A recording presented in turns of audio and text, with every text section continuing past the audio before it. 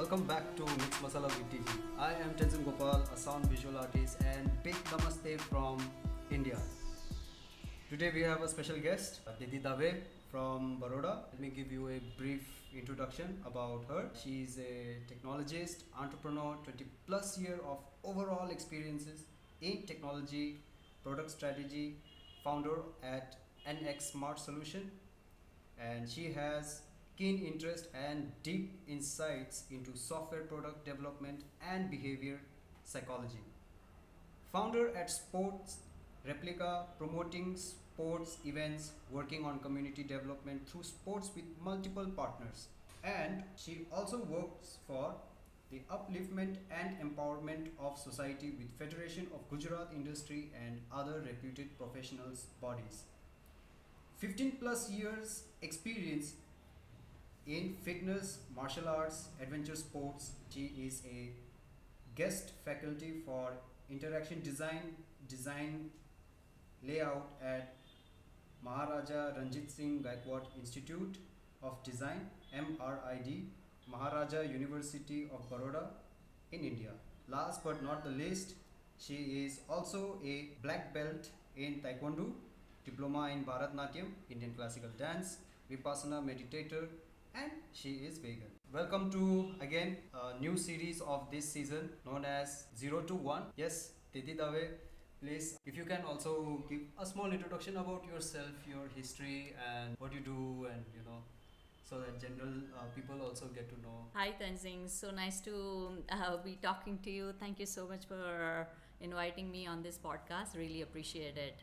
And I'm really excited to be sharing my thoughts with you and with your audience. So as you mentioned, I like to call myself technologist. I have done my journey from industrial engineering, which I did as my bachelor's. Then I studied mechanical engineering, did master's, did another master's in computer science, and then I worked for good 8 years.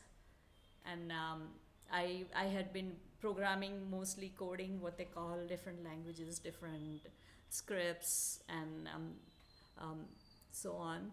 And then I shifted my focus onto being an entrepreneur, and that's where my journey started, where I started with developing product, working with Municipal Corporation of Baroda, and working on smart city, did a pilot with them, and then I shifted my focus again. Instead of running a company, I wanted to just do product development because of my personal reasons as well, because that suited me better personally with my family and all. Hence I decided to do as a consulting product management, and that's what I have been doing. That is technology agnostic. We can be developing in any technology. Besides that, as you mentioned, I am very interested, and I love fitness. I love working out, exercise. I have been working out since more than, I guess now, 27, 28 years now. I used to teach Taekwondo. Okay, you used to teach also. Yeah. Oh wow. So the way it works, usually if you're senior, you are supposed to teach the juniors. So that way, I have taught Taekwondo. In Baroda? Yeah, in Baroda. Where in Baroda? I was searching for some places where. It's long time back, in early 90s, mid 90s. I have some questions regarding the areas you work with. Sure. First question would be something like, I did watch your TED Talk, which is available. TEDx Talk. Yeah, everybody is available in YouTube, and if you want to follow her speech in TED Talk, then I'll be providing you a link in the description box. You can click on that, and then you can have a watch also. When I listened to your talk in TED Talk, that time you were talking about design. And I really enjoyed how you had put up the idea The of the framework. dodo, the framework of the dodo bird and Comparison. the comparison And the satellites. the punchline. Elaborate a little bit more about that analogy, like what made you come up with this. To be frank, my husband Anish Okay. We were discussing. I came up with everything. I mean, I think if you see my speech, there are three sections. It's divided Yeah, in three yeah, yeah. sections, and so Anish told me that you have to have this punchline. You have to have All some, right, all yeah, right. that will make an impact. That will stick with people. You have to give them some contrast, great Wow, contrast, wow, wow. and that's when he said That was that, that was yeah. really, because you are also talking about design. You're also talking about the technology. You're also talking about the how technology has progressed. Indian space, Yeah, taking ISRO. off. Yeah, Yeah, ISRO. they had, I think, launched over 100 Yeah, satellites. yeah. I think 102 And or 108. Yeah. and then suddenly coming back to this earthling, and bird. What Yeah, was it? dodo. Dodo, and there was one more bird with long. Dove. Dodo is extinct now. Yeah, it is extinct. Um, Anyway, like, then how you Probably had. it was a dove, I think. Yeah, it was a dove, Morocco dove or something. The difference, how you had finally ended that talk, I think was really interesting, because you were also then focusing on how that survival is very important. I mean, any product, I look at it as from a product perspective. Okay. Like the product, the satellite may not last for that long, but if you look at the evolution, the certain species have lasted for such a long time. When you look at it from product perspective, you understand that why they have lasted that long. And they have some unique abilities, unique traits, unique characteristics that makes them um, go on and on and on for centuries and decades and millennia. So, what was that some experience in the past that actually inspired you to, come to this sort of space? I mean, I think it was a natural progression. alright. Having a technical background, it gives me an edge as a product management person. Like, even before that, in India, right, it's either doctor or engineer. People have to, like, family normally focus something like that. It's still going on, and at the time when you were, opting for this sort of profession or career, or let's say even interest, what triggered your interest in this area? So there was only one logic. I want to be in Baroda, and I had an interest in computer science to begin with. Even Okay. when I was in school and 11th, 12th standard, I remember talking to my friends in the class about this. That yeah, I want to become software engineer. I want to do computer science. This I still remember the setup we were talking. It was dark, and after the tuition classes, and we were gathered and we were talking about this. But yeah, then I back then there were no private colleges, only this government established colleges were there. So my criteria was I did not want to go away outside of Baroda. I don't know why, there was no reason, but I just didn't want to step out. Alright. I was getting admission in computer science at somewhere else, but I would have to leave the house. That would have meant. So I thought, okay, let me stay in Baroda. I was getting in industrial engineering, which is a branch of mechanical engineering, and my father is a mechanical engineer. So I was like, okay, this is also good, and I just joined that. And And your experiences between, when you were starting out as a engineer, software engineer. now then while studying, my professor, I mean, as a part of our curriculum, we had various languages we had to learn: C and C++ and Java and CAD/CAM. And my professor, who was my thesis guide even in bachelor and also in masters, the same professor, he kind of encouraged. In 95 we got our first computer, and he came home to install Windows 95. And that was like a cool thing, and all excited, and like that modem we had, like it will go on and on like that. Barely you'll get connection through the phone line, and if you get connected, you see that black screen and the text, nothing like visuals like we have right now, very little visuals. Yeah, that was fun.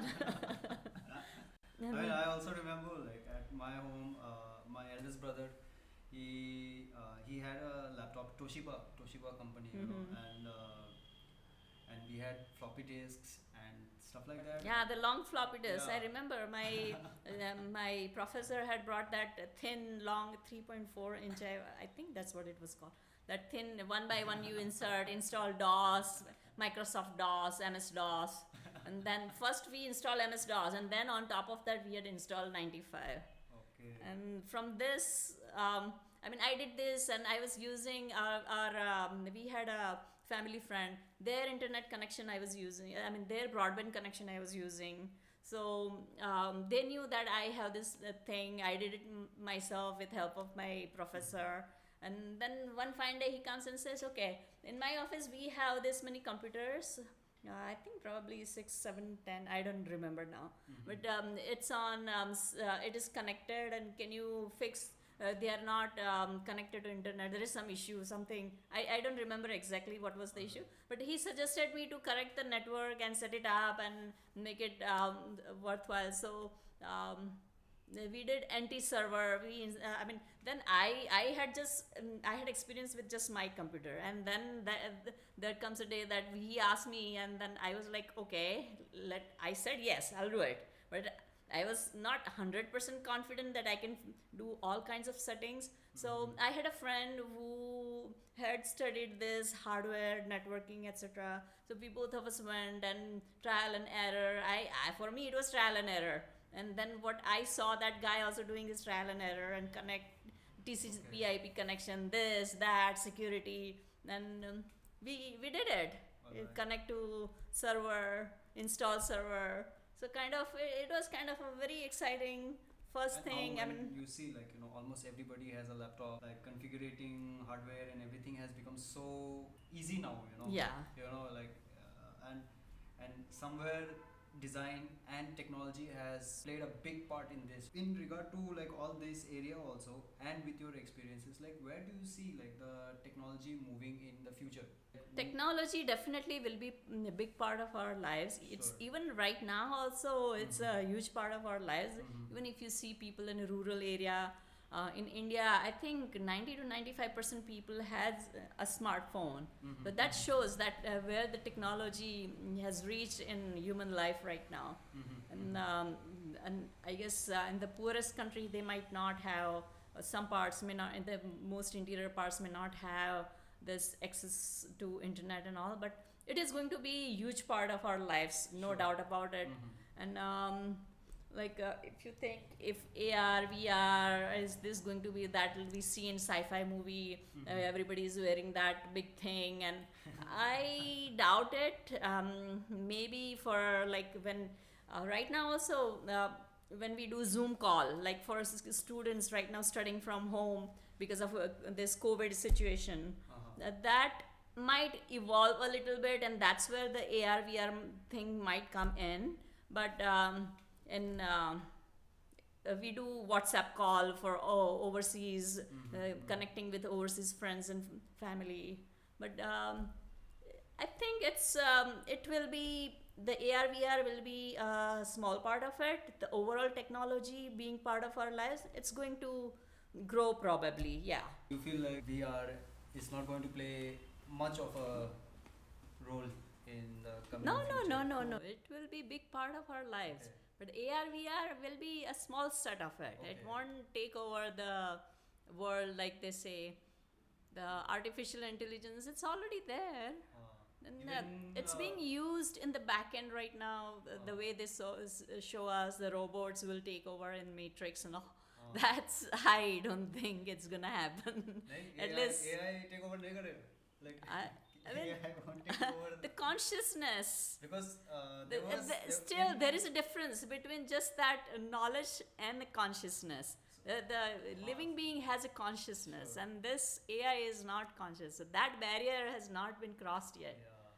I mean, there was I mean, the man is trying to play God, but I doubt.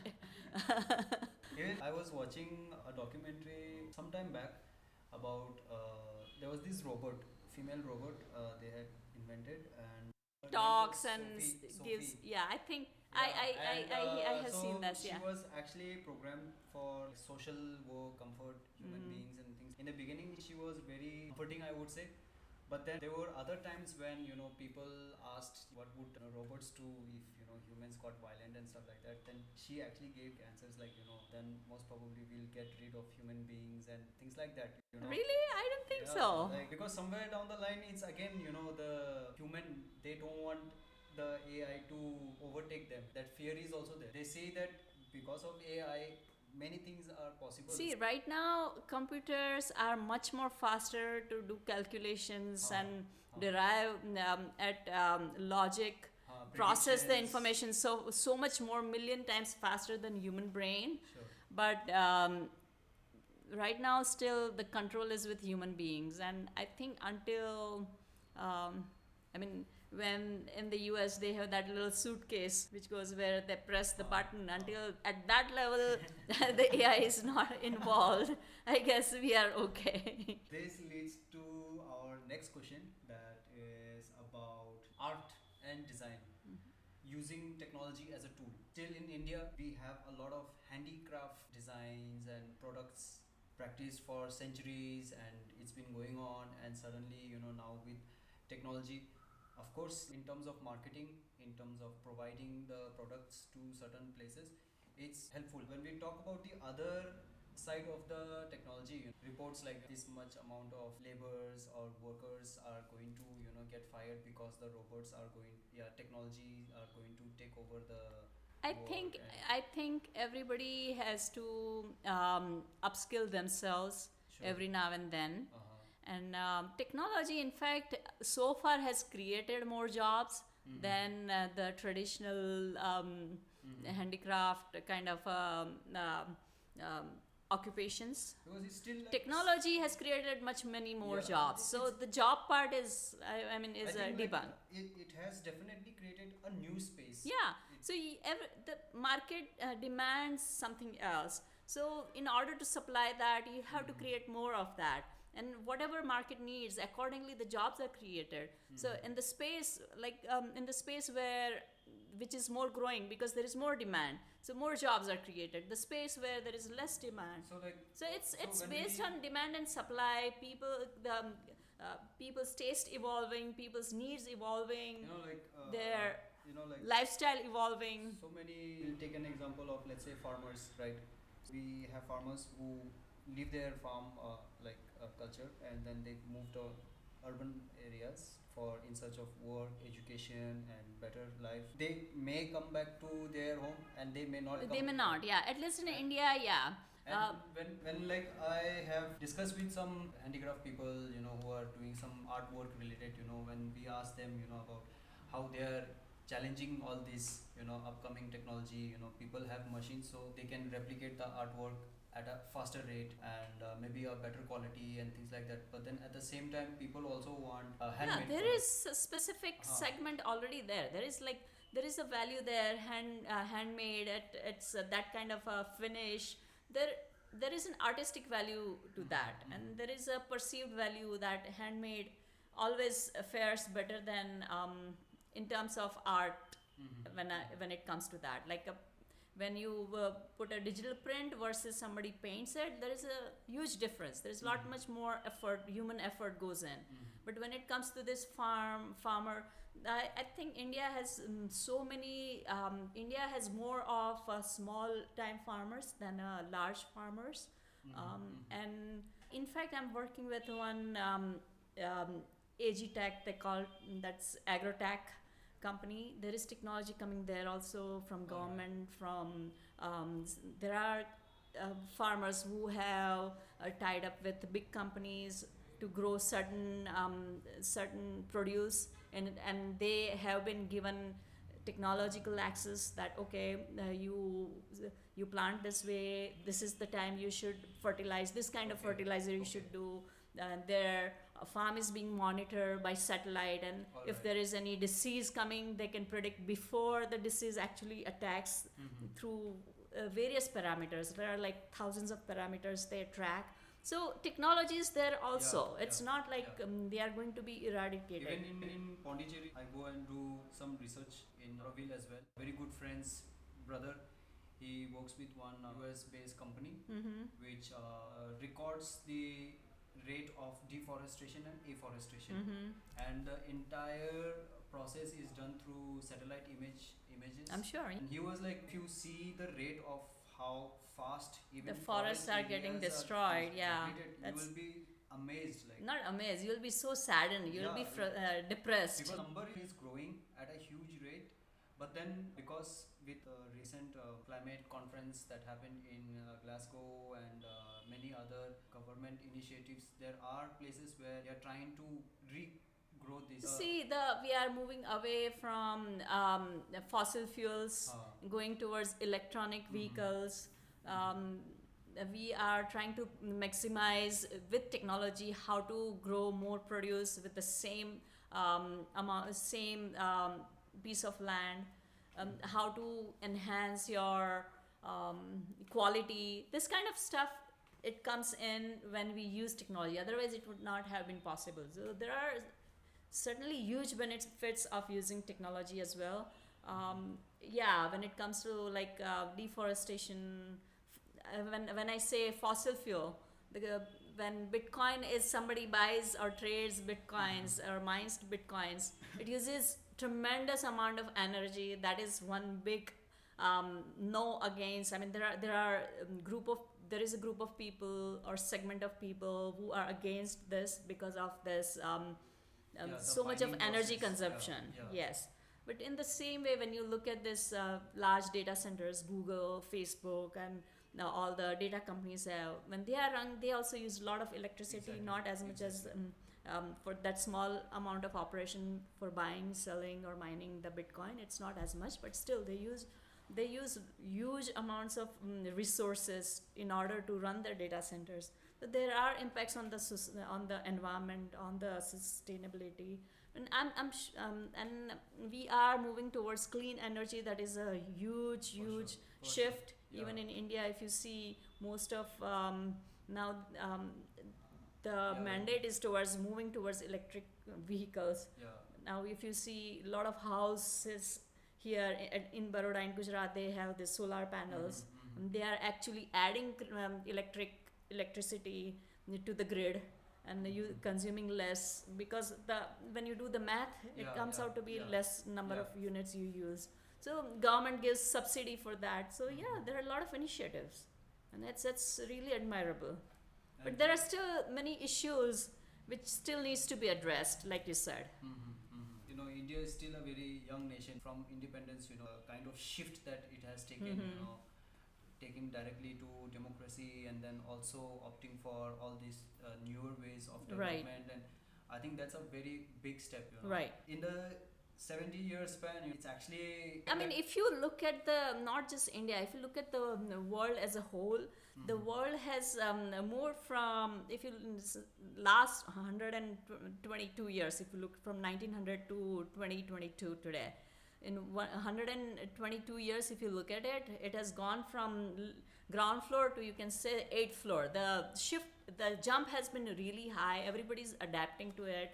Everybody's realizing the pros and cons of their shift in this lifestyle, shift in their culture, shift in their thought process.